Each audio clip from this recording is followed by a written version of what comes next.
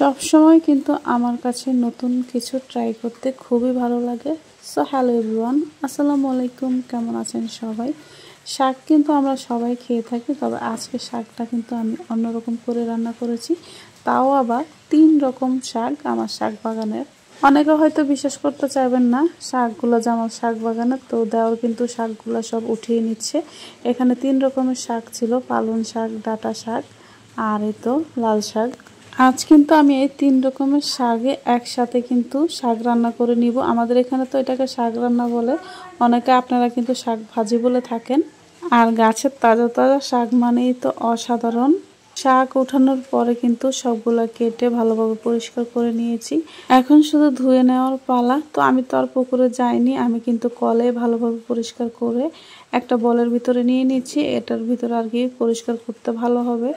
তো ভালোভাবে কিন্তু পরিষ্কার করে একটা ঝুড়িতে রেখে দিয়েছি, যাতে আলাদা পানি একদমই ঝরে যায়। তো চুলা একটা কড়াইয়া বসিয়ে দিয়েছি, আর কড়াইয়ের ভিতরে শাকগুলো সব দিয়ে দিয়েছি। আর এখন একটু ঢাকনা দিয়ে ঢেকে দিচ্ছি যাতে একটা ভাপ চলে আসে। তো প্রথমে কিন্তু স্বাদ মতো দিয়ে দেব লবণ।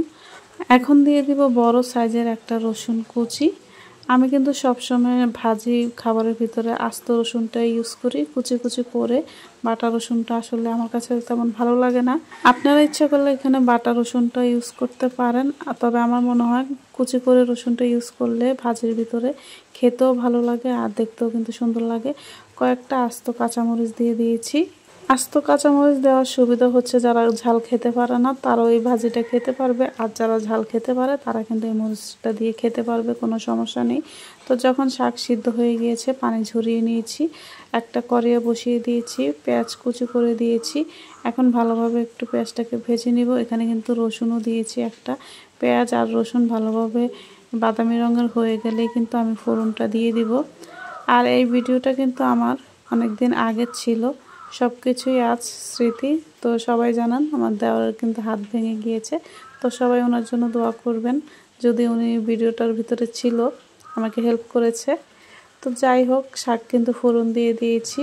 যখন পেঁয়াজ আর রসুন বাদামি রঙের হয়ে গিয়েছে, ও পর্যায়ে কিন্তু ফোড়নটা দিয়ে দিয়েছি। আর আপনারা কম বেশি সবাই তো এভাবে শাকটা ভাজি করে থাকেন, তো আমিও কিন্তু তার ব্যতিক্রমী নয়। আমিও কিন্তু এভাবেই শাক ভাজিটা করি। শুধু আমি না, আমাদের গ্রামের সবাই কিন্তু এভাবে করে খেয়ে থাকে। আর এভাবে বাড়িতে কিন্তু অবশ্যই ট্রাই করে দেখবেন, খুবই ভালো লাগে খেতে।